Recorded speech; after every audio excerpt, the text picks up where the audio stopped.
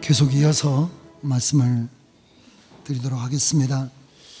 우리에게 고난이 찾아오기도 하고 우리가 원치 않는 환경에 우리가 처하기도 하지만은 그런 고난이나 어려움들은 하나님께서 우리를 찾으시는, 하나님께서 우리가 하나님께로 나가는 도구가 되게 하시는 그런 역사가 있었습니다. 그래서 1장, 2장에 우리가 보고 듣고 알고, 뭘 보고 듣고 알고입니까? 이스라엘 백성들이 애굽 사람들로 인해서 고통받고 간역자들로 인해서 그들이 학대당하고 그렇게 살아가는 삶의 고통에 빠져있는 그런 가운데 하나님을 찾아서 부르짖는 그들의 소리를 듣고 구원하시는 역사가 나타나 있었는데, 그래서 고난의 환경을 통해서 우리를 불러주시고 또 고난의 환경을 통해서 우리를 연단하시고 또 고난을 통해서 하나님의 일꾼으로 우리를 사용하시는 그런 역사들이 성경에 나와 있습니다. 그래서 결코 예수 믿는 사람들에게 다가오는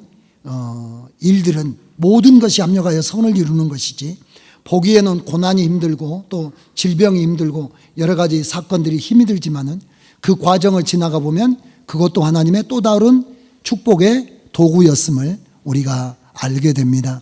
여러분들이 그런 것을 깨닫는 그런 시간이 되게 되시기를 바랍니다. 아까 아브라함의 이야기를 했는데, 물론 그건 아브라함이 믿음을 끝까지 견고하게 붙잡지 못하는 연약한 믿음에서 나오는, 하나님을 전적으로 신뢰하지 못하는 그 믿음의 시험에서 애굽으로 내려가게 됐죠.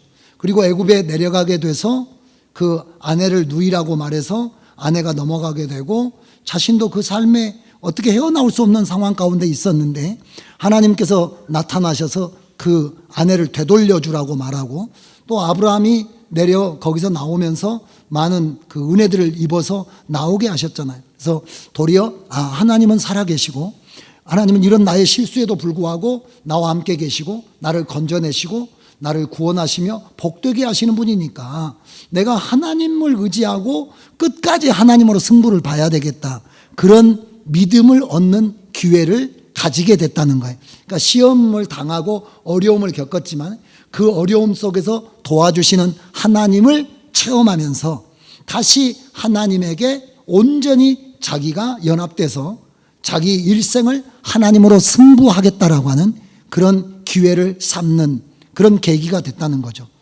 그 다음에 우리가 다윗 같은 사람이 있는데, 다윗은 묻혀져 있던 사람이, 드러나 있던 사람이 아니거든요.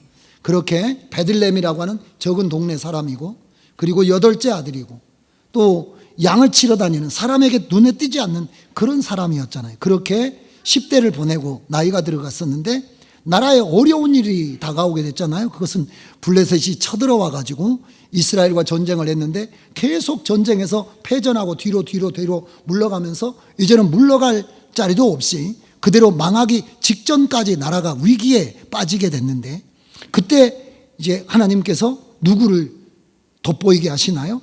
다윗이라고 하는 사람이 전쟁의 형들을 상황 어떻게 돌아가는지 살펴보러 오고 음식을 전달하러 왔다가 어디에 나가느냐면 골리앗 앞에 나가게 되잖아요. 그래서 골리앗을 쓰러뜨리면서 일약 이스라엘의 영웅이 되게 되고 그 사람이 민족의 지도자로 드러나게 돼요. 그동안에 잘 하나님 말씀 따라서 신실하게 다져왔던 다윗이라고 하는 사람이 이제 그 이스라엘 민족의 고난을 통해서 그 위기 때 하나님의 사람으로 등장하게 돼요. 우리가 하나님의 사람으로 잘 준비되고 있다면 가정이 겪는 위기나 또는 교회가 겪는 위기 앞에서, 민족이 겪는 위기 앞에서 하나님의 사람이 등장하는 기회가 될 수도 있습니다. 그러니까 항상 고난은 저주만 아니라, 어려움은 문제만 아니라 그 어려움은 하나님의 사람이 하나님의 사람으로 드러나는 기회일 수도 있고, 그 어려움의 과정을 통해서 하나님이 나를 그런 데서도 지켜주시는 하나님이니까 내가 하나님을 소홀히 했던 것을 내가 다시 마음을 정비하고 하나님을 위해서 앞으로 나갈 수 있는 기회를 만드시기도 해요. 그래서 여러분, 꼭 여러분들에게 다가오는 고난을 하나님이 나를 저주하셨다거나 하나님이 나를 버리셨다든지 하나님은 나를 사랑하지 않는다든지 이렇게 해석하는 것이 아니라, 하나님이 나에게 구원을 베푸시고 나를 하나님의 사람으로 쓰시기 위해서, 하나님의 사람으로 세워가기 위해서 이것을 내 인생의 과정에 거기다가 배치해 놓으셨다라고 생각하시고 이것을 건너서 하나님께서 이루실 그것을 바라보는 여러분들이 되게 되시기를 주의 이름으로 축복합니다. 다니엘 같은 경우도 마찬가지로 다니엘이나 세 친구도 어려움을 만났잖아요. 국가적인 어려움을 만나고 나라가 망하게 되고 포로로 끌려가게 되고 그렇게 됐지만은 그 연단의 과정을 거쳐서 뭘 보여주십니까? 믿음의 사람들이 어떻게 하나님 앞에 신앙을 지켜가야 되는지 믿음의 본이 되는 사람으로 등장하게 되고 다니엘과 같은 사람은 그 고난의 과정을 거쳐가면서 하나님의 역사에 하나님께서 이 세상을 어떻게 이루어 가시며 어떤 역사를 펼쳐 가실 것인지에 대한 그런 모든 하나님의 계시를 얻게 되는 놀라운 신앙의 시각이 열리는 역사가 이어지게 됐습니다.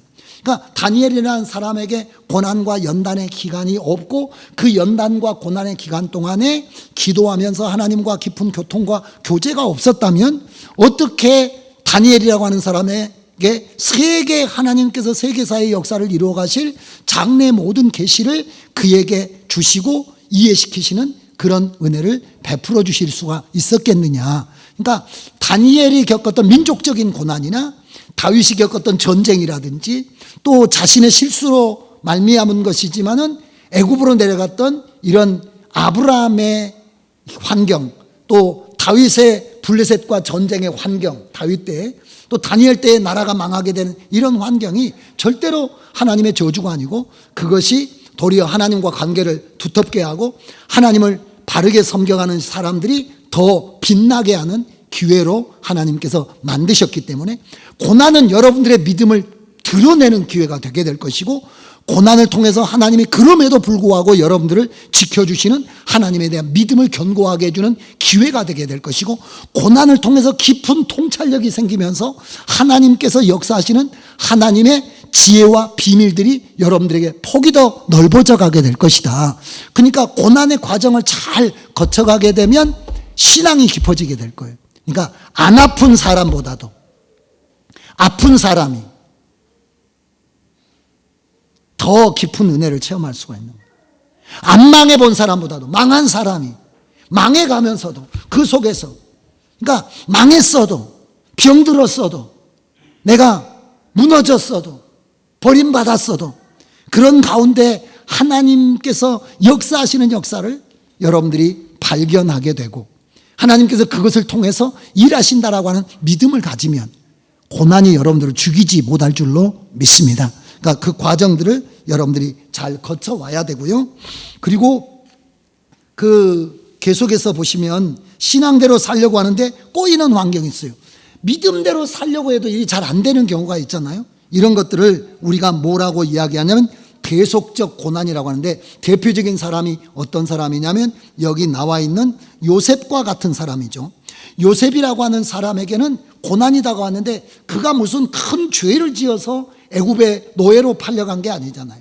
요셉은 물론 아버지의 편애를 받았습니다마는 아버지가 요셉을 너무 지나치게 일방적으로 사랑하는 면이 있었어요. 또 그래서 그런 것들 때문에 형들에 대해서 막 우월감을 자랑하거나 자기가 그렇게 이야기함으로 미움을 사기는 했어요.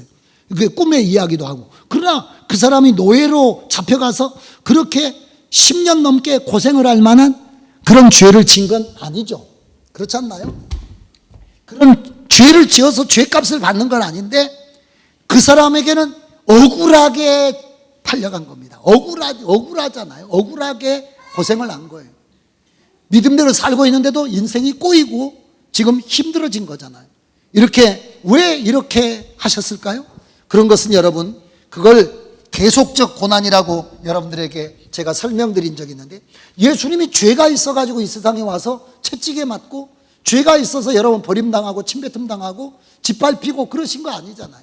예수님은 무지하신 분이고 하나님이시잖아요. 그런데 그분은 왜 그렇게 하신 겁니까? 그분이 그렇게 하심으로써 누군가를 살려내기 위한.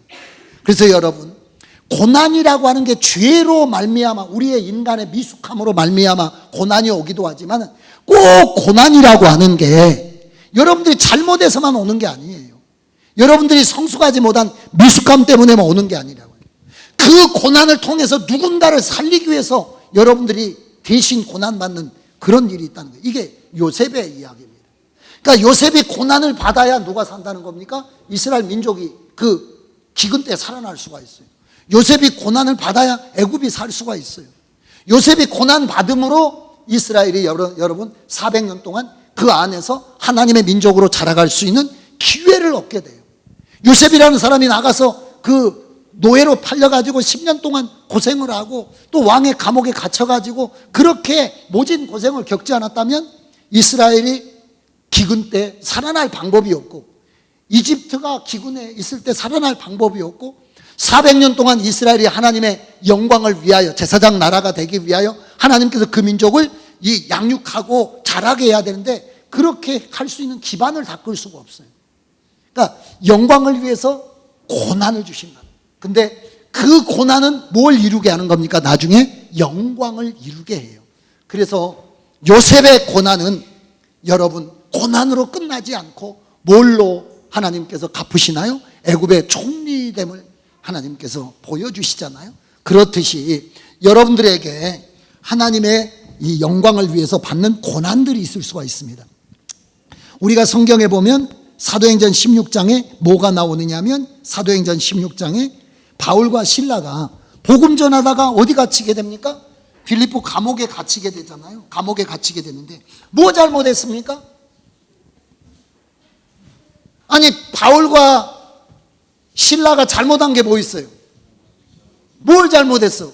그냥 예수 믿으라고 복음 전하고 다 내려놓고 선교하러 떠난 것밖에는 없잖아요. 그런데 잡혀가지고 두들겨 맞고 이 옥에 갇혔잖아요. 왜 그런 고난을 겪습니까? 뭐 하려고? 간수를 건져내기를 원하시는 하나님. 여러분, 그 사람들이 감옥에 안 갇혔으면 감옥의 간수가 어떻게 그 집안이 구원을 받을 수 있겠어요? 하나님께서는 하나님의 영광과 구원 사역을 위해서 누군가의 고난이 필요해요. 고난이 없으면 영광도 없고, 고난이 없으면 구속의 역사도 없어요. 오늘 또 하나님께서 구원의 역사를 이루어 가실 때 누군가의 재물이 필요해요. 그래서 어떤 집안을 건지기 위해서 어떤 사람이 병이 들 수도 있고,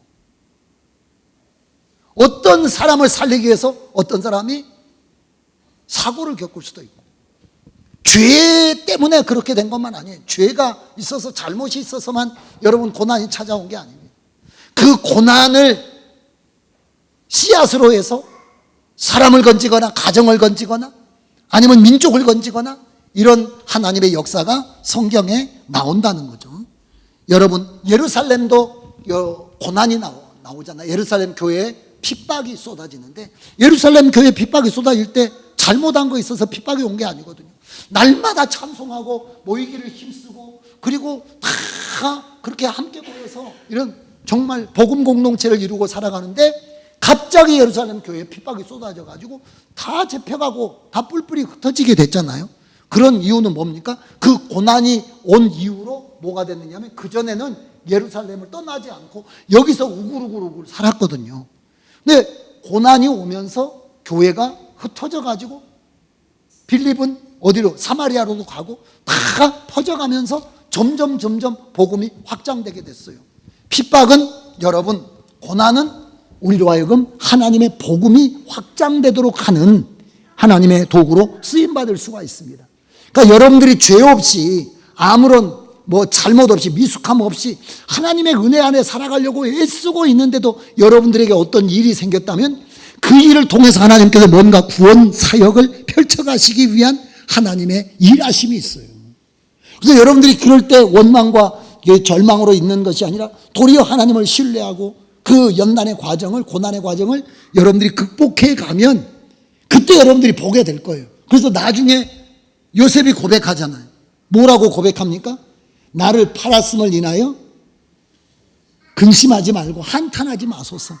뭘 위해서 했다는 겁니까? 하나님이 당신들과 당신의 자녀들과 우리를 살리시려고 나를 먼저 보내서 연단 속에다 집어넣었다는 거예요.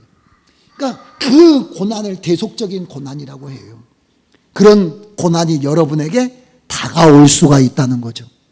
그 고난을 인하여 여러분들이 하나님의 사람으로 살아가는, 그래서 여러분 어려움을 만났을 때 뭘로 보는 게 중요하냐면, 운이 없고 재수가 없고 내가 내 팔자가 세고 그렇게 생각하는 게 아니라 이 고난이라고 하는 걸 통해서 하나님께서 나를 성숙히 시킬 수도 있고, 또 아니면 그 고난을 통해서, 이 고난의 과정을 통해서 누군가를 살리고 누군가를 깨우치고 누군가를 하나님께로 부르기 위한 역사가 있기 때문에 그 고난 앞에 원망과 불평과 좌절과 낙심함으로 그냥 될 대로 되라 이렇게 살면 안 되고, 도리어 그 가운데서 뭘 지키고 있어야 되는 겁니까? 믿음을 지키고 있어야 되고 하나님을 사랑하고 있어야 되고, 그 기간을 견뎌가고 있으면 하나님의 역사가 시간 지나가면서 드러난다는 거예요.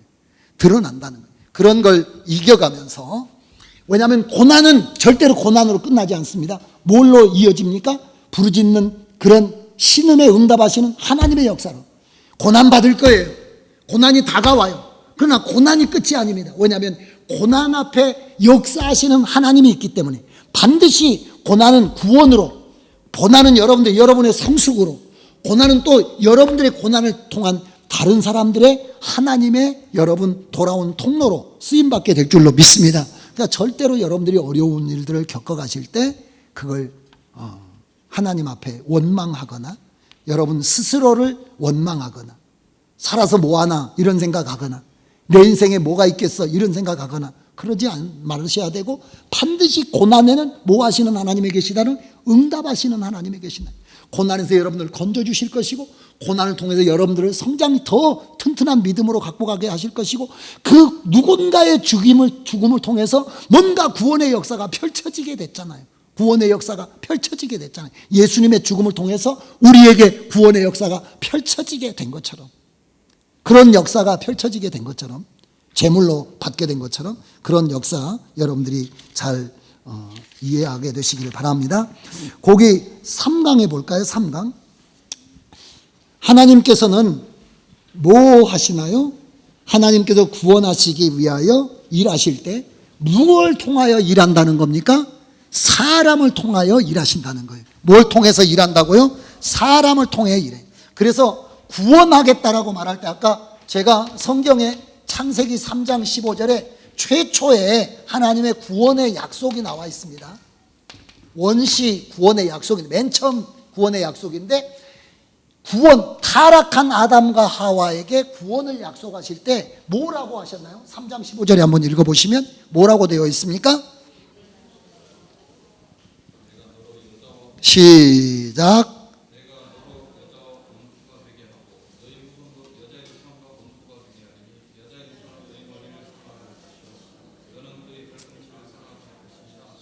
그러니까 누가 온다는 겁니까? 여자의 후손이 오는데, 여자의 후손은 누굽니까? 사람이에요. 사람을 보낸다는 겁니다. 하나님께서 다시 타락한 아담과 하와의 후손을 건지시기 위해서, 구원하기 위해서 누구를 보낸다는 겁니까? 사람을 보낸다는 거예요. 누구의 사람입니까? 하나님이 그 안에 있는 사람, 하나님을 모신 사람. 그래서 이 땅에 오신 예수 그리스도는 인자라고 해가지고, 인자라는 말은 무엇이냐면 Son of Man, 사람의 아들이라는 뜻이에요. 근데 사람의 아들인데 그 속에 누가 계십니까? 하나님이 계세요. Son of God이라고. 그러니까 예수님은 온전한 모시면서 사람이면서 온전한 하나님이라는 거예요.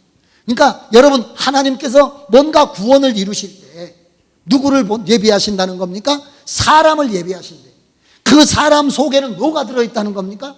하나님이 들어있는 사람, 하나님으로 충만해진 사람, 사람을 보내요. 목자를 준비해서 보내는데, 그러니까 이스라엘이 구원해 주세요 라고 부르짖었을 때 하나님께서 구원해 주신다라고 하면서 구원자를 보냈는데, 하나님이 내려오기는 왔는데 하나님이 어떻게 내려왔습니까? 누구 속에 내려왔습니까? 사람 속에 내려왔어요. 사람 속에 내려왔어요. 그러니까 누구 속에 누가 계신 겁니까? 모세 속에 하나님이 역사하셔서 이스라엘을 건지시는 거예요. 사람을 통해서 여러분 하나님께서 건지십니다. 근데 그 사람이 하나님 앞에 쓰임 받으려면 뭐가 필요합니까? 하나님의 사람으로 다듬어져 가는 과정이 필요해요. 그래서 하나님께서 누군가를 구원하기 위해서 쓰시는 사람, 목자, 사람, 그런 목자로 세우시기 위해서는 하나님께서 뭐 하신다는 건가요? 그 사람을 하나님의 사람으로 세우기 위해서 무슨 과정이 필요하냐면 다듬어가는 과정이 필요해요. 그 사람을 목자로 준비시킨다는 겁니다. 그래서 여러분, 준비가 언제부터 시작됐나요? 모세가 이스라엘 백성들을 구원하는 목자로 이렇게 등장을 했는데, 이 목자는 누가 목자라는 겁니까? 사람이 목자로 등장을 해요. 그러니까 하나님께서 다 여러분들을 지금 누군가 구원해 달라고 막 부르짖고 있을 거 아니에요? 그러면 권사님을, 집사님을, 다 장로님을 하나님께서 뭘로 지목하신다는 겁니까? 구원자로. 누가 그 안에 함께하여, 하나님이 그 안에 함께하여 그 사람의, 그래서 여러분, 우리는 하나님이 왔으면 좋겠는데 하나님이 안 오고 누가 옵니까? 사람이 와서 나를 도와줘요. 근데 그 사람은 어떤 사람입니까? 그 안에 하나님이 있는 사람이 와서 도와줘요. 구원의 사람들이 다 그렇게 나타나는 거예요. 여러분, 자, 그래서 목자로 준비하시는데 준비를 시켜요. 근데 여러분들이 지금 다 여러분들에게도 보낸 사람들이 있지만은, 저도 여러분, 제가 목회자로, 목사로 여기 와 있지만은 하나님께서 준비시키셔서 오늘 여러분들에게, 여러분, 우리가 하나님을 알고 싶어요 라고 말할 때 알게 말씀하시는 그 이전 과정이라고 하는 게 있었다는 거죠. 네. 계속해서, 그래서 준비시키는데 무엇부터 준비시키느냐 하면 부모부터 준비시키죠. 부모가 여러분, 모세 부모부터 하나님께서 허락을 하셔서 준비시켜 주십니다. 모세의 부모는 누굽니까? 거기 나온 것처럼 아므람과 요게벳이라고 하는 사람인데 서로 결혼을 했어요. 결혼할 때 결혼의 조건이 무엇이겠습니까? 이 모세의 아버지와 모세의 어머니의 결혼의 조건이 뭐였겠습니까? 결혼할 때 뭐 얼굴을 받겠습니까? 집안 형편을 받겠습니까? 뭐 학력을 받겠습니까? 무엇을 받겠습니까? 무엇을 보고 이 배우자를 구했겠어요? 배우자를 구하는 게 뭐 때문에 배우자를 구했겠어요? 뭘 보고 배우자를 구했겠어요? 이 두 사람이 다 어떤 사람입니까? 레위 지파 사람. 그러니까 한마디로 말하면 못 봤다는 겁니까? 신앙을 조건으로 해서 서로를 찾은 거예요. 그러니까 믿음을 조건으로 해서 함께 사람을 찾은 거죠. 그러니까 제사장 계열인데 레위 족속 가운데서 배우자를 찾았죠. 요즘의 세태하고는 다른 거죠. 그러니까 만약에 불신 부모 밑에서 태어난다면 이 사람이 목자로 준비되어져 온 과정이 훨씬 힘들었을 건데, 이 부모부터 하나님께서 하나님의 사람들로, 이게 이러기가 쉽지 않거든요. 왜냐하면 노아의 때에 보면 하나님의 아들들이 어떤 조건을 봅니까? 사람의 딸들의 아름다움의 조건을 보지. 여러분, 오늘 우리는 결혼할 때 뭘 보겠습니까? 내 스타일인가? 뭐 잘생겼는지, 잘 사는지, 뭐 밥 먹여줄 건지, 뭐 이런 거 생각하면 됐지. 하나님의 뭘 이루기 위해서, 하나님의 뜻을 이루기 위한 서로의 배우자로 이렇게 서로를 바라보는 이런 사람들을 통해서 하나님의 사람이 준비된 겁니다. 여러분, 예수님도 물론 하나님께서 보내셨지만 누구에게 보내십니까? 마리아에게 보내신대. 마리아가 여러분 보통 사람이 아니란 말이야. 그렇지 않습니까? 보통 사람이 아니에요. 요셉이 보통 사람이 아닙니다. 마리아는 뭐라고요? 처녀가 잉태하여 아들을 낳는데 뭐라고 합니까? 말씀대로 이루어지고, 그래서 그 말씀이 이루어지는데 어떤 대가를 치러야 된다면 그 대가를 능히 감당하겠습니다 라고 말하는 그런 사람이에요. 아버지도 어떤 사람입니까? 그 불륜으로 애가 생겼을지 모른다라고 생각하지만 그것을 덮어가면서 의로운 사람이라고 성경에 말하잖아요. 그러니까 여러분들이 뭔가 인생을 살아가면서 뭔가 직장을 결정하거나 배우자를 결정하거나 친구를 결정하거나 어떤 동업자를 결정하거나 이럴 때 정말 심각하게 생각해야 될 것이 뭔가요? 어떤 원칙에서 해야 되는 건가요? 나는 하나님의 택함받은 하나님의 사람이고, 하나님에게 하나님께서 나를 사용하실 하나님의 일꾼으로 하나님 내가 부름받은 사람이라는 생각 가운데서 해야 된다는 거죠. 그렇지 않고 우리가 다른 생각을 가지고 그래 결혼은 여러분 무엇과 연결돼야 되겠습니까? 신분인데 뭔 신분입니까? 믿는 자. 그리고 뭐라고 해야 됩니까? 하나님이 나를 쓰신다라고 할 때 나의 사명과 관계에서 그렇게 사람을 이렇게 선택하는 것이 필요한데 요즘에는 그러기가 쉽지 않죠. 이런 가정에서 태어났기 때문에 무슨 훈련을 받을 수가 있었습니까? 신앙 훈련을 모세가 받을 수가 있었습니다. 모세의 어머니가 이제 신앙 훈련을 하는데 양육할 때 어떤 내용을 가르쳤을까요? 히브리서 11장 23절부터 26절을 읽어보겠습니다. 히브리서 11장 23절 26절을 펴보세요. 조금 빨리빨리 할게요. 히브리서 11장 23절부터 26절을 성경을 펴주십시오. 찾았다고 막 읽어버리지 마시고 같이 히브리서 11장 23절부터 26절까지 읽어보겠습니다.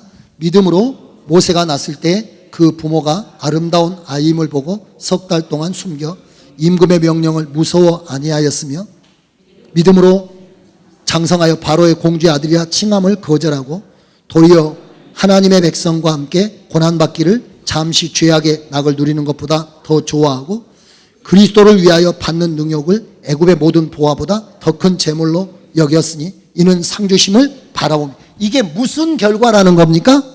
양육의 결과라는 거예요. 신앙 훈련의 결과라는 거예요. 그러면 구체적으로 어떤 거냐면 민족 의식을 고취시켜 준 거죠. 민족 의식을. 그래서 도리어 무엇과 함께 고난받는 겁니까? 하나님의 백성과 함께 고난받는 것을 애굽의 낙을 누리는 것보다 더 좋아하고, 이것은 무엇 때문에 그러냐면 나는 히브리인이고 하나님의 백성이고 하나님의 택한 백성이고 아브라함의 후손이고, 이걸 누가 가르쳤다는 겁니까? 그 어머니 아버지가 가르쳤다는 거예요. 그러니까 양육할 때 뭘 가르쳤느냐면 신앙인이고 하나님의 사람이고 하나님의 택한 사람이고 하나님의 여러분 쓰임받는 일꾼이고 라고 하는 것을 부모가 가르쳤다는 거예요. 민족의식을 가르쳤다는 거예요. 자기 정체성을 가르쳤다는 거예요. 여러분은 그렇게 지금 자식 가르치시나요? 저도 사실 그렇게 막 그런 것들을 고치시키면서 가르치지는 못한 것 같은데요. 그렇게 가르친 거죠. 그리고 여러분 가치관을 교육시키는데 어떻게 가치관을 교육시키느냐면 애굽에 있는 바로의 공주의 아들이라 칭함을 거절했잖아요. 오늘 성경에 바로의 공주의 아들이라 칭함을 거절하고, 이게 여러분 포기할 수 있는 거예요? 포기할 수 없는 거예요. 바로 왕의 공주의 아들이잖아요. 나라의 후계자가 될 수도 있고, 후계자가 아니라도 노예할 패밀리로서 죽을 때까지 그야말로 우리가 옛날부터 내려오는 부귀 영화를 누릴 수 있는데 그것을 거절했다는 이 가치관이라는 게 하나님을 믿는 믿음의 가치, 하늘나라의 가치, 하나님의 사람으로 살아가면서 겪는 고난의 가치, 이런 것 가치를 부모가 훈련시켰다는 거죠. 먹고 마시는 것 소중하고 부자 되는 것 소중하고 돈 버는 것 소중하지만 그러나 믿음의 가치, 하나님의 가치, 하늘의 가치, 이런 것들을 여러분 철저하게, 영적 자산이 더 중요한 재산이다, 너에게 포기해서는 안 되는 게 믿음이야 라고 하는 것을 가르쳤다는 거죠. 어렸을 때부터 고난받지만은 노예로 살고 있지만은 민족적 자부심은 우리는 택한 민족이라는 거예요. 아브라함의 후손이요 언약의 백성이요 하나님의 사람이고 하나님의 사람으로 쓰임받을 수 있다라고 하는 그런 민족적인 의식을 가르쳐주고, 영적 가치, 영적 자산의 가치. 그러니까 여러분 공주의 아들이라 칭함을 거절하고 나오는 거예요. 그렇지 않으면 자기가 여러분 한 번만 이스라엘 사람들 못 본 채 하면 별 문제가 없지 않습니까? 근데 가서 왜 서로 때리느냐고 이야기하고 왜 히브리 사람 때리느냐고 이야기해가지고 또 도망가게 되고, 이런 게 다 어디에서 나온 거냐면 교육에서 나온 거예요. 세브란스 병원에 김덕희 원장님이라고, 그 원장님 그 책에 보면 어떻게 하냐면 만 6세 되기 전에 인간의 뇌의 80%가 다 이렇게 형성이 된대요. 또는 사람의 신체와 지능의 80% 정도도 70% 정도도 6세가 되기 전에 다 완성이 된대요. 그래서 아이들 교육이 중요한데 이 아이를 누가 양육한 거냐면 모세의 어머니 아버지가 양육한 겁니다. 원래 건지기는 누가 건졌죠? 바로의 딸이 건져가지고 자기가 뭐 키우고 자기가 뭐 전맥에 키우겠어요? 그러니까 뭘 구했죠? 유모를 구했는데 유모 구해서 유모가 왕궁으로 간 게 아니고 아이가 유모 집으로 간 거예요. 그러니까 모세는 버려졌다가 도로 어디로 간 거죠? 자기 집에 가가지고 자기 엄마 아빠의 양육을 받으면서 살았는데 이 사람들이 신앙관이 보통 투철한 사람이 아니라는 거예요. 아까 이야기했듯이 배우자를 같은 지파에서 택하는 거, 이것은 여러분 나중에 하나님께서 정하신 법입니다. 근데 이전에부터 이 사람들이 서로 레위인을 택했다라고 하는 거니까 나중에 모세의 계명 이후의 시대 지파별로 여러분 그 서로 땅을 기업으로 주면서 이쪽으로 저쪽으로 시집가서 하면 이게 막 엉망으로 얽혀지기 때문에 가능한 한 같은 지파에게 결혼하도록 되어 있고 다른 지파에게로 결혼하게 되면 그 땅을 포기하고 가게 되어 있고 이런 법이 나중에 나와요. 근데 이 양반들은 지금 거기 땅에 나가서 그런 때 되기 전에 수십 년 전에 수백 년 전에 이 사람들은 그런 의식을 가지고 있었다는 거예요.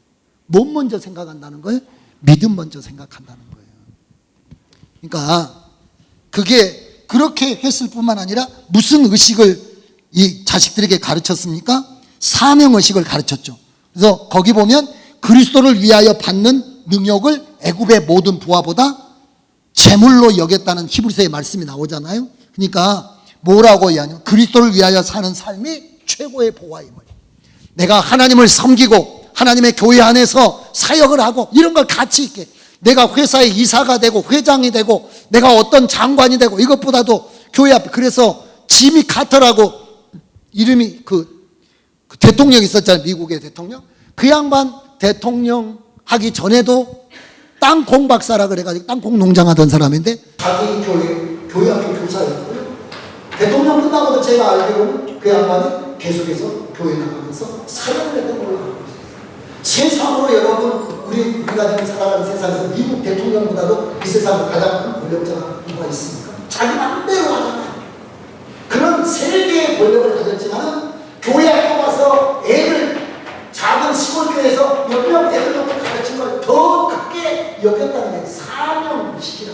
여러분 요즘에는 교회 다 버리고 사역자 사명 다 버리고 어디 출세하고 월급이나 좀 더 주고 뭐나 좀 국회의원 만들어주고 어디 뭐 시의원 만들어준다 그러면 여러분 주일도 별거 사명 다 내버리고 가서 운동하러 다닐 거예요.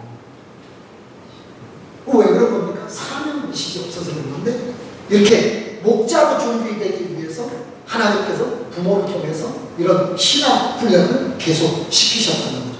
그리고 더 중요한 것은 무엇을 준비하는 신앙으로 부모가 가르치는 겁니까? 영혼을 준비하는 신앙.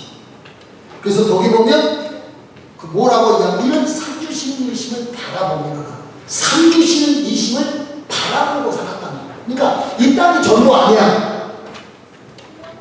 얘들아, 이 땅이 전부 아니야. 우리 이 땅에서 심어 하늘에서 거두는 사람이야. 여기서 심어서 하늘에서 거두는 사람이야. 라고 하는 걸 계속했다는 거예요. 여러분의 자식에게, 자손에게, 후손에게. 그래서 하나님을 섬기는 거, 헌금하는 거, 우리가 봉사하는 거, 그런 걸 절대로 아까워하지 않고 하나님을 위해서 그렇게 고생하는 것을 보람있고 가치 있게 생각하면서 가르쳐가는 거예요. 여러분 어떻게 가르치고 계시나요? 저는 여러분은 모세 부모처럼 이 마지막 시대가 구원자를 기다리잖아요.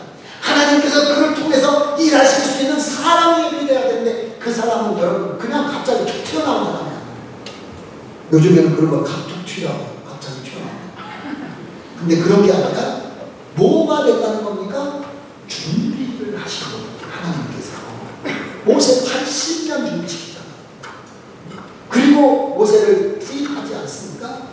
그게 여러분의 사명, 교사들의 사명, 부모들의 사명이요, 목회자의 사명입니다. 사명. 그런 사명을 감당하면서 했습니다. 이렇게 한 다음에 애가 젖대 문제 되니까 어디로 보냈죠? 이제 궁으로 가게 되죠. 궁으로 가게 됐는데 사도행전에 말씀이 나오잖아요. 궁에서는 뭘 배우게 됐습니까? 애국 사람의 모든 지혜와 이런 지혜를 배워서 말과 행사가 능통한 사람이 되게 됐죠. 그래서 신앙적으로 정서적으로 잘 키워진 사람인데 그런 사람이 바로의 궁에서 자라서 이제 역량을 갖춘 사람이 되게 됐습니다. 그러나 그것만으로는 부족하죠. 아무리 부모에게 신앙 교육을 받았어도 아무리 그가 사회적으로 조건을 갖췄어도 절대로 그 사람이 하나님을 깊이 만나는 영적인 세계로 들어가지 않으면 하나님의 사랑으로 쓰임받기가 어려워요. 그래서 거기서 하나님께서 어디로 데리고 가시냐면 광야로 데리고 가시는 거예요. 절대로 세상적인 자질만으로 하나님께서 쓰실 수가 없습니다. 여러분 목회자도 마찬가지예요. 목회자도 신앙으로 잘 양육돼서 우리가 공부도 하고 해야 되지만 그 사람이 광야를 겪었는지를 확실히 확인을 해야 돼요. 그 사람이 광야에서 하나님을 새롭게 만난 경험이 있어요.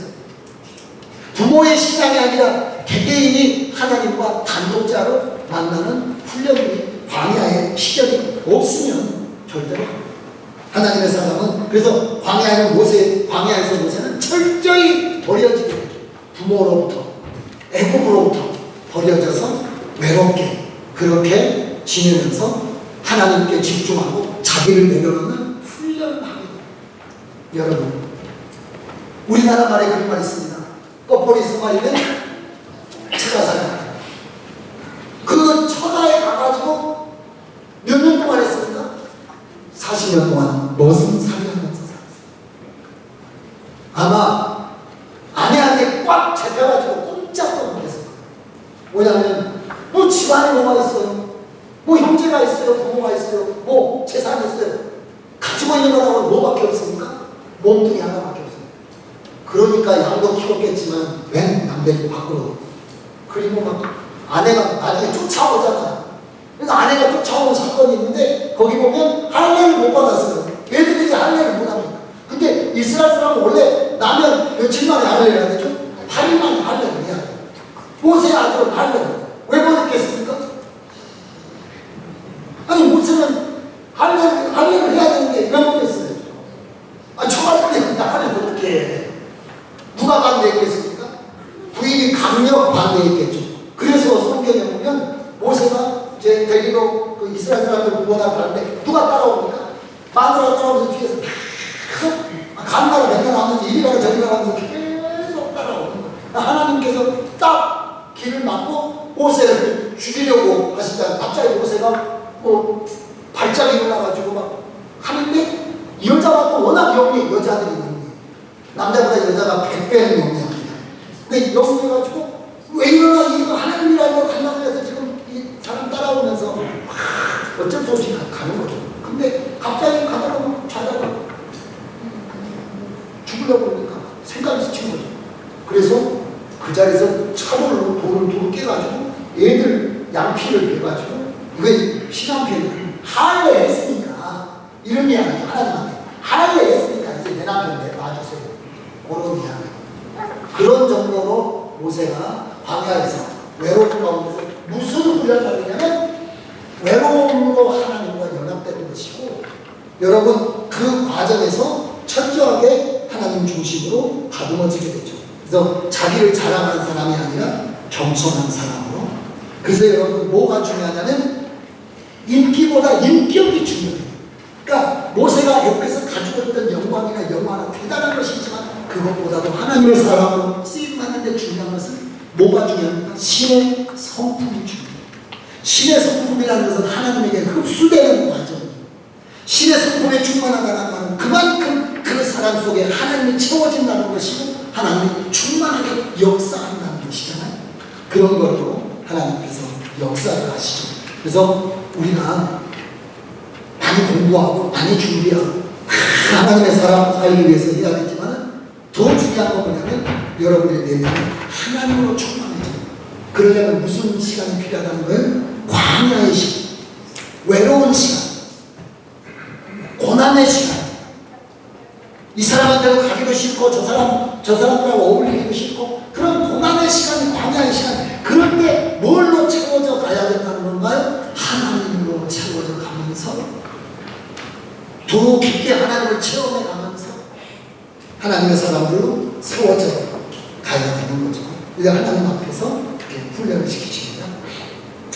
그런 과정에 이제 모세가 어디로 가게 되느냐면 하나님의 산 호렙산으로 가게 되는데, 거기서 뭘 보냐면 불꽃, 떨기나무 가운데 불꽃의 광명을 보게 되죠. 떨기나무는 어떤 건가요? 떨기나무라고 하는 것은 가시나무잖아요. 가시나무. 그러니까 이 별 볼품 없는 나무인데, 그 나무에 지금 뭐가 붙었다는 겁니까? 불이 붙었는데, 불이 붙었으면 뭐 해야 됩니까?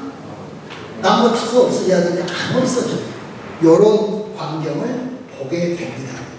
그러면서 뭐냐면, 어떤 거냐면, 떨기나무는 이스라엘과 운명이 비슷하고요. 뭐냐면 가치 없는 민족이 되고 천한 민족이 되죠. 노예 같은 민족. 그리고 그곳에 불이 붙었으니 뭐 고난이 혹독해서 이스라엘 다 사는 것과 같은 상황이 됐어요.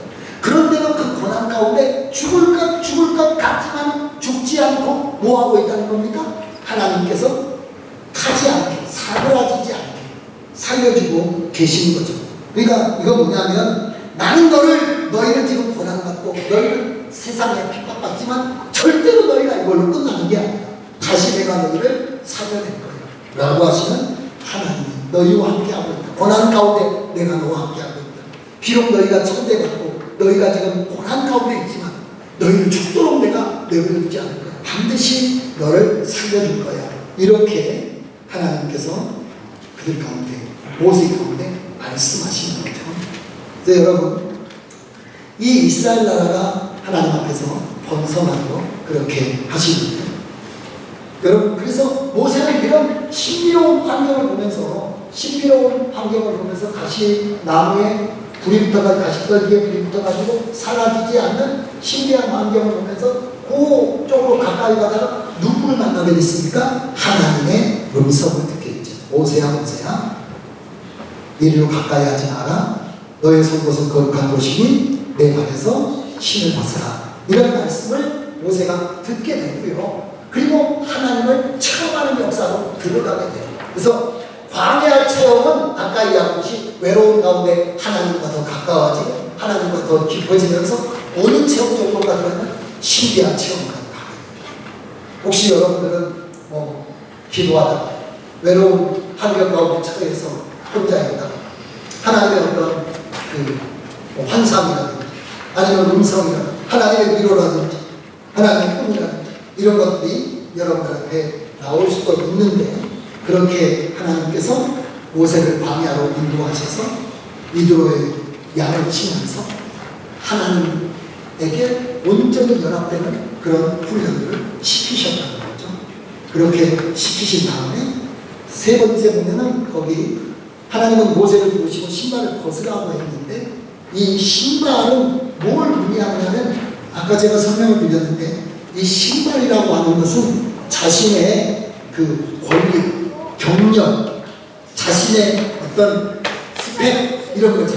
나는 이런 사람이고 나는 이런 사람이고, 이런 경력이나 학력이나 자신의 출세나 자신의 어떤 명함이나 이런 걸 다 넣는 겁니다. 원래 이력서라고 할 때 그 이력이라는 것은 신발 자국이란 뜻입니다. 그러니까 이력이 뭡니까? 경력, 학력, 상벌 이런 걸 적는 거잖아요. 그러니까 자기의 모든 걸 다 포기하는 거예요. 그러니까 하나님에게 주권을 양도하는 겁니다. 그러니까 모세 광야 훈련은 아까 어디 훈련입니까? 세례받고 광야 지나서 어디 가는 거죠? 시내산 가는 이런 과정을 모세가 지금 뭐 하고 있다는 겁니까? 다 거쳐가고 있다는 거예요. 거쳐서 하나님 앞에 신을 벗게 되죠. 근데 이게 자기를 내려놓고 하나님이 그 사람을 끌어갈 때까지 몇 년 걸렸어요? 40년. 신발 벗는 게 그렇게 쉽지 않아요. 그래서 여러분, 목회자들 가운데도 가운에 박사 가운 입고 설교하는 사람도 있어요. 박사 가운은 좀 화려하거든요. 가운이 이렇게 가운보다도 막 이런 데가 옆에가 막 줄이 있거나 막 호랑이 색깔 같은 거 막 이런 거 있어요. 그거 벗기 어려운 겁니다. 내가 어떻게 해서 딴 건데 라는 생각이 들어요. 명함에도 보면 막 쫙 써놓잖아요. 그거 여러분 포기하기요. 그러나 나를 내려놔야 누가 하실 수가 있습니까? 하나님이 하실 수가 있는 거예요. 그러니까 모세는 40년 동안 하나님을 깊이 만나는 시간이면서 정답을 해봐요. 자기를 내려놓는 시간을 거친 거예요. 다시 한번. 광야 40년 동안 모세는 하나님을 깊이 만나요. 신비롭게 만나잖아요. 깊이 더 하나님 속으로 들어가잖아요. 그러면서 도리어 한 반대편으로 뭘 내려놓는 시간이라고요? 신을 벗어 자기를 내려놓는 시간. 그 시간이 지나고 나서 하나님께서 하나님과 하나 됐기 때문에 여러분 애굽에다가 파송하는 겁니다. 하나님의 나라 회복을 위해서, 이스라엘의 구원을 위해서. 여러분 이제 하나님께서 그렇게 훈련받은 하나님의 사람 모세를 어디로 보내신다고요? 구원 사역을 위해서 하나님과 함께하는, 보이지 않는 하나님의 보이는 존재로서 하나님을 여기서는 대신 행동하는 대행자로 하나님께서 거기다 투입을 시키시는 겁니다. 애굽으로 다시 보내신 거죠. 그래서 여러분 바로 앞에 모세를 세울 때 하나님은 모세에게 어떤 권위를 부여하셨느냐 하면 우리가 7장 1절에 보면 바로 앞에 신같이 세우겠다라고 이야기합니다. 너를 통해서 내가 드러나겠다. 이 정도로 역사를 해요. 그래서 하나님의 이런 걸 뭐라고 하냐면 대행자라고 해요.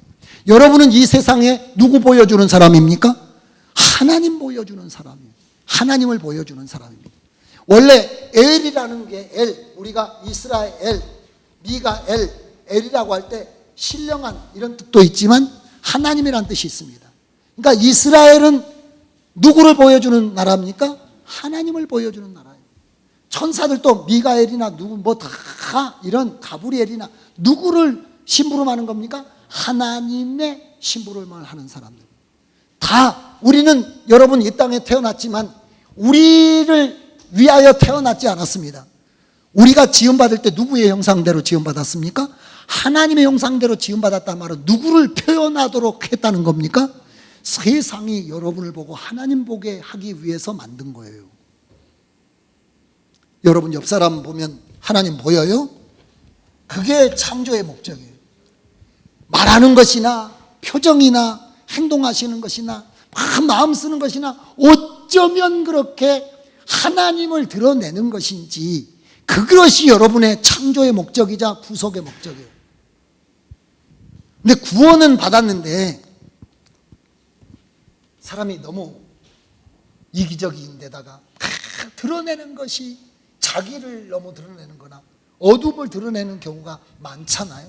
절대 우리가 하나님의 그런 드러내는 사람이 되기 위해서 하나님을 표현하는 사람, 그래서 뭘로 지원받았다고요? 하나님의 형상으로. 따라서 해봐요. 보이지 않는 하나님의 시작. 보이지 않는 하나님의 보이는 형상. 보이는 형상. 이게 창조의 목적이에요. 이게 무슨 목적입니까? 구원의 목적이에요. 그러면 구원받은 사람은 뭐 하기 위해서 구원시킨 겁니까? 보이지 않는 예수님, 보이는 삶을 살아가게 하기 위해서. 여러분, 우리가 왜 하나님의 형상대로 창조됐습니까? 보이지 않는 하나님, 보이는 모습으로 살게 하기 위해서. 그래서 우리는 그걸 하나님을 대신 사는 거잖아요. 대신 행동하는 거잖아요. 그래서 우리가 대행자라고 이렇게 그 박승호 목사님이라고 여기 우리가 지금 요 교재 출애굽기 수련회를 하는데 그 기본 바탕에 그 박승호 목사님 구원 경영이라는 책이 참고되어 있는데 거기서는 대행자라고 하는 말을 써요. 근데 저는 여러분에게 뭐라고 이야기냐면 성경대로 말하자면 하나님의 형상, 보이지 않는 하나님의 모습을 보여주는 사람으로 여러분들이 살게 하기 위해서. 근데 이 사람은 뭘 거쳐야 되게 된다는 겁니까? 광야를 거쳐야, 광야를 지나야. 내가 없어져야 누가 드러나는 겁니까? 하나님이 드러나는 거예요. 그래서 지난번에 말씀 시간에도 이야기했는데 골로새서 1장 20절에 바울 사도는 내 안에 뭐가 되기를 원했습니까? 그리스도가 존귀히 되기를 원한 거예요. 갈라디아 여러분이 2장 20절 다 아십니다. 뭐라고 고백하나요? 내가 그리스도와 함께 십자가에 못 박혔나니 그런즉 이제는 누가 죽어야 되는 건가요? 내가 산 것이 아니에요. 이건 뭘 통과했다는 겁니까? 세례를 통과하고 광야를 통과하고 내 가치관과 인생관이 다 뭘로 바뀌었다는 겁니까? 하나님의 것으로 체인지가 바뀌어지게 되고 내가 산 것이 아니요 내 안에 그리스도께서 사신 것이니. 그래서 이제 나는 여러분 누구 어디에 있냐면 장막 생활에 성막 안으로 들어간 거잖아요. 그래서 내 안에 누가 사신 거죠? 그리스도께서 사시고 그리스도가 내 안에 살고 내가 그리스도 안에 사는, 그때 비로소 복음이 위력적으로 드러나는 거죠. 우리 가정이나 우리가 만나는 사람들이나 우리가 경험하는 사건 속에서도 계속 복음이 폭발적으로 일어날 수밖에 없는 상황으로 그렇게 나가는 거잖아요. 하나님을 대신해서 하나님께서 우리를 사용하셨다는 거예요. 모세에 대한 이야기를 한번 봐볼까요? 6장, 출애굽기 6장으로 가보세요. 조금 출애굽기 6장으로.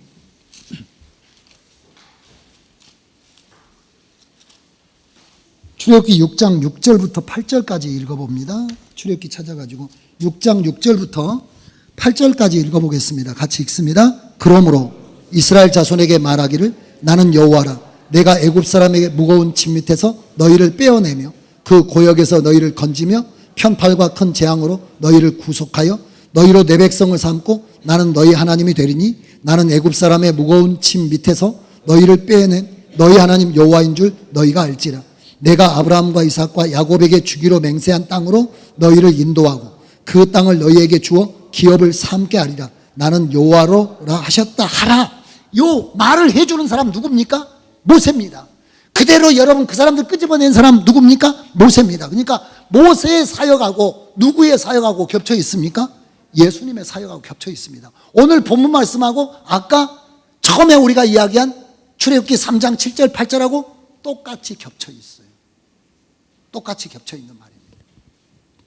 하나님께서 모세를 하나님의 형상으로 보이는 하나님의 모습으로 대행자로 하시는 거죠. 그러니까 사역의 핵심이 뭐겠습니까? 우리가 하나님 일을 해요. 하나님 일할 때 핵심이 뭐냐면 하나님하고 우리하고 무엇 해야 되는가요? 초점이 딱 떨어져야 돼요. 하는 일이 똑같아야 되는 겁니다. 그러니까 시각이 똑같아야 돼요. 그렇지 않으면 큰일 나는 거예요. 근데 모세는 거기 보면 모세가 하나님께서 모세를 통해서 펼쳤던 사역은 어떤 거냐면 하나님이 하시기를 원했던 사역을 그대로 모세가 그 현장에서 드러내는 역사가 여러분 나와 있습니다. 이게 쉽지 않는 역사인데 이루게 되죠. 그래서 모세는 영적인 군사를 대표해서 하나님하고 함께 전쟁을 치르게 되고 그 사람들을 여러분 건져내게 되죠. 이게 모세를 하나님이 뭘로 쓴 거냐면 하나님의 장자로 쓴 겁니다. 제사장으로 쓴 겁니다. 하나님의 뭘로 쓴 거냐면 하나님의 대행자로 쓴 겁니다. 근데 모세는 하나님의 상속자가 되게 된 거죠. 근데 그런 모세의 이 역사가 쭉 진행되는데 그 모세를 통해서 애굽 사람들에게 10가지 재앙이 지금 내려오게 되잖아요. 그 재앙이 내려온 이유는 뭘까요? 그러니까 모세를 통해서 하나님께서 이스라엘 백성들을 건져내려고 10번의 재앙을 하세요. 그 이유는 두 가지가 있어요. 하나는 애굽인들에게 있습니다. 어떤 이유입니까? 애굽인들이 절대로 뭐 하지 않습니까?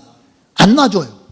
안 놔주니까 놔줄 때까지 반드시 그냥 포기할 수 있도록 10번의 재앙이 와요. 근데 그보다 더 중요한 게 있습니다. 이스라엘 백성들을 위하여 이 10번의 재앙이 있습니다. 왜 있다라고 했나요? 10번의 재앙이? 이스라엘 백성들이 이게 애굽 사람들이 섬기는 뭐라고 했습니까? 신이에요. 근데 이 신을 섬기는 게 누구한테 스며들어와 있습니까? 이스라엘 사람들한테 스며들어와 있어요. 그러니까 이스라엘 사람들은 잘못하면 하나님도 섬기고 그 사람들도 섬기거나 아니면 그 사람들을 더 섬길 수 있기 때문에 서로 대결하는 겁니다. 하나님하고 이 1번 신하고 해가지고 1번 신 깨지잖아요. 하나님의 역사하고 2번 신하고 2번 신 깨져요. 그러니까 2번도 신이 아니에요. 3번도 신이 아니에요. 다 신이 아니에요. 오직 누구만 구원자입니까? 하나님만 구원자라는 걸 누구에게 보여줘요? 이스라엘에게 철저하게. 그래서 무슨 신앙이냐면 유일신앙으로 오직 하나님만 섬기는 신앙으로 이 사람들이 애굽에서 400년 동안 우상 숭배의 나라에 살면서 자기도 모르는 사이에 물든 것을 다 빼내는데 몇 번 주물러야 되는가? 빨래를 10번 주물러야 된다. 한 번만 이렇게 해가지고 해낸다. 이거 하나님의 사람이 아니에요. 다 찌들었어요. 얼마나 10번이나 해가지고 그거 아니야 라고 했는데도 시내산 밑에 와가지고 뭐합니까? 송아지 만들어 놓고 막 사람들이 뛰어놀잖아요. 이렇게 우상숭배. 그리고 나중에도 이 세대들 보면 모압과 모압의 여자들 뭐 거기 그 우상 앞에서 페스티벌 하는데 거기 가가지고 다 또 함께 휩쓸려가지고 돌아다니지. 이렇게 물이 안 빠져요. 그래서 10번에 거쳐서 하나님께서 세상과 보타면 하나님과 원수가 되기 때문에 완전히 다 제거해 내는 겁니다. 그런데 여러분, 이런 재앙에도 불구하고 이 재앙이 계속되는 동안에 바로가 이스라엘 백성들을 안 놔주는데, 이 말씀은 제가 여러분 말씀 시간에 설명을 드렸는데 바로가 제시를 합니다. 하나님을 섬기기는 섬기는데 뭐라고 제시합니까? 첫 번째는 거기 8장 25절 27절에 보면 쭉 나오죠. 그 뭐라고 하느냐면 이 땅에서 예배하라. 나가지 말라는 거예요. 이 땅에서 섬기면 되지 뭐 나가서 섬기냐라고 이야기하는데, 여러분 하나님께서는 반드시 떠나라고 해요. 왜냐하면 이 세상과 벗되어서는 안 되고, 신자는 고린도서 6장 17절에 보면 구별되어야 된다라고 말합니다. 그러니까 땅을 떠나지만 않으면 안 돼요. 분리돼야 됩니다. 그 다음에 두 번째로 바로가 뭐라고 이야기하느냐면 8장 28절에 너무 멀리 가지 마라 이렇게 이야기해요. 너무 멀리 가지 마라. 여러분, 믿음을 깊이 가져야 되지. 근데 마귀는 자꾸 말하고 교회 언저리만 돌아다니라고 그래요. 그냥 아까 이야기했듯이 어디에서만 노느냐면 성도들이 마당에서만 놀아요. 안에 더 깊이 들어가서 하나님 앞에 기도자로 살아야 되고, 말씀과 매일 부딪혀야 되고, 그리고 우리가 성령의 조명을 받으며 살아야 되는데, 우리가 예수님의 은혜는 받았어요. 근데 그냥 마당만 왔다 갔다 한다는 거예요. 마귀는 거기서 놀라고 해요.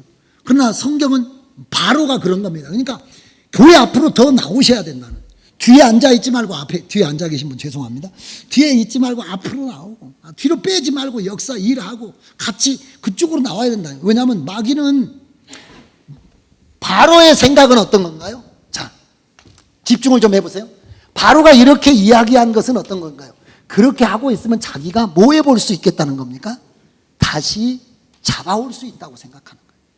지금은 위기라서 어쩔 수 없이 그 백성에게 예배하라고 하지만 요 땅에서 예배하고 있으면 하나님 배신하고 다시 애굽으로 끌어올 수 있겠다고 생각하는 거예요. 깊이 안 믿으면 끌어올 수 있다고 생각하는 거예요. 그래서 우리는 뭐라고 합니까? 이 땅에서 예배해도 나는 하나님 신앙 잘 지킬 거야. 마귀는 자신이 있는 거죠. 너 그렇게 섞여 있으면 내가 데려올 수 있다는 거예요. 바로는 세 번째로 거기 10장 11절에 보면 뭐 데리고 가라고 합니까? 장정만 데리고 가라고. 여러분 혼자 믿으면 얼마나 팍팍합니까? 그래서 지금 우리 여기도 혼자 믿는 분이 계시지만 너무 팍팍하죠. 나는 교회 가야 되겠는데 남편이 일요일날 꼭 나를 잡아가지고 어디 좋은 데 있다고 가자고 계속 안 간다고, 이렇게 교회 일 있다고 하면 너는 뭐 교회가 중요하냐 내가 중요하냐 막 이렇게 해가지고 사람을 달달달달 볶지 않습니까? 그러니까 믿을 때 너와 내 집이 구원을 받아야 되는데, 그렇지 않으면 믿음 생활 복잡하는 거예요. 다 믿으면 복잡해요. 그러니까 우리가 마귀가 한 집안에 믿음의 역사가 들어와도 꼭 믿음 생활 못하게 몇 사람 막아놓는. 왜냐하면 그 사람 통해서 우리를 쓰러뜨리려고. 이게 마귀의 전략이에요. 그래서 장정만 가라. 어린아이와 이걸 뭘로 잡아놓은 겁니까? 볼모로 잡아놔요.